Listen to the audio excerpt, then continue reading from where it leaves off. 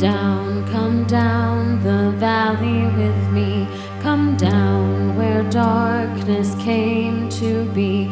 Come down, the story still told. The night the shotgun slayer took hold. Come down the valley with me. No stranger thing has happened, you see. Come down, so brazen and bold. The night the shotgun slayer took hold. Altogether, Edward Surratt received 4 life terms plus 275 years for his crimes in Florida and South Carolina. In July 1978, Surratt confessed to Detective Townsend Tank Smith that he murdered John Shelkins. But by the beginning of 1979, both Allegheny and Beaver County authorities think it's unlikely that Surratt will face trial here. In an effort to show that the case against Surratt was still worthwhile, Jean Batto, the mother of Nancy Adams, writes to Surratt in March 1980 asking for his help in locating her daughter's body.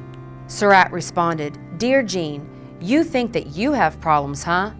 I haven't the foggiest idea of what you're talking about. I don't know how you got my address, but don't try that again." Mrs. Batto, she would call me every weekend and she would ask if anybody had ever found anybody. And for about 2 years, she called every weekend and wanted to know if any bodies were discovered. After that, I'd call her, tell her if anybody was found, whether it was Nancy or not, I'd let her know right away. By March 1980, Catherine Shelkins had moved back into her home where the murder of her husband John had occurred. You know, it was tough to really ever feel totally at ease. You know, she usually would sleep in the living room, even though that's where the murder happened. I think she didn't want to be back in that bedroom. I think she felt more trapped in the bedroom than she did in the living room. But after I left, from '83 till about 2000, she had a stroke in summer of 2000. She lived there. You know, once in a while I'd get a call, you know, hey, there's something, you know, there's a noise. Or one time she called me, this is kind of funny now. She kept hearing this squeak in the house. We're sure that there was an animal in there. Well, as I'm talking to her on the phone, finally I could realize it was the smoke detector battery was beeping. So, and by me, I got good news for you. You know, that's her smoke detector battery. You know, that was the only thing. I mean, there was times when she, you know, she could get a little freaked. I don't like to hear noises only because before you're baptized by this type of action, you can always kind of like, oh, well, you know, it's some noise. You kind of, you know, how bad can it be? Okay, well, is it an animal out there? You know, I don't think anybody's really breaking windows trying to get in. Once somebody does do something like that, you know, you take noises a lot more seriously than you would have otherwise. Beaver County drops their charges against Edward Arthur Surratt for the murder of John Shelkins in May 1980. They decided not to prosecute up here. First of all, I don't know if they had the amount of evidence they needed. I'm not sure about that. But they also saw, well, got 2 life sentences in Florida on murder for South Carolina. I think the authorities just said, what are we going to get out of this? We may have trouble proving it anyway. I think if they would have brought him back here, I don't know that it would have done any good for a couple of reasons. I'm sure they would have tried to beat to death the fact that my mother had said it was a white person. The only good thing would have been, I guess, for it to come back here. If they would have had a trial and it would have been convincing and he would have been convicted, I guess I would have felt better. Now, if he'd have come up here and they were able to finagle enough of these weaknesses in the case that he went free, or was one of those cases that people really weren't too sure about, I don't know that I'd feel any better in that situation. For the family's purposes, I felt bad. I did. I felt like I would have liked to have charged him. But to be frank, if what we had at the time, without DNA, without witnesses, he'd never been able to be found guilty with the evidence we had. Edward Surratt had terrified the area and affected the lives of numerous families who had lost loved ones, particularly the children that were left behind. At one point in my life, I thought I'd want to ask him why. I don't think that's that important now for a couple of reasons. Whatever his reason is, I don't think I'd understand it. I don't think he was operating normally.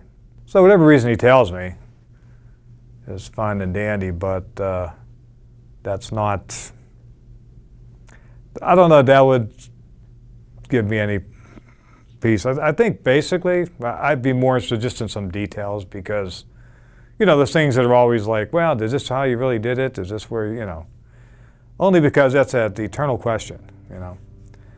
Death is one thing, but seeing something as traumatic as that at that young age, God bless those children. Their trauma affects kids in so many different ways. They start to not trust people. They start to rely on their own family. They really retreat with respect to their emotions. If they're older, sometimes it's good for them to go to court to be part of the process. But in a case where it's a cold case, this is probably the most difficult type of crime for children, because there's no end result. And so oftentimes those kids feel like, I'm not going to get any answers. They feel like the system let them down.